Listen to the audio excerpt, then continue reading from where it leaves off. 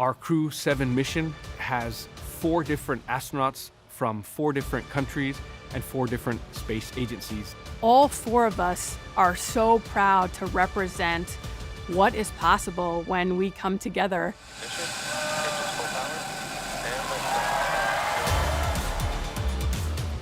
The main purpose of the International Space Station is to perform science, and that comes in many different forms.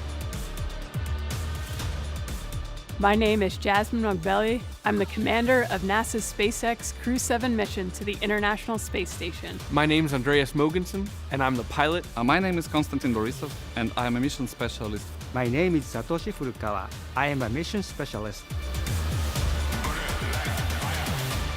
Ultimately, everything we do is to benefit the Earth.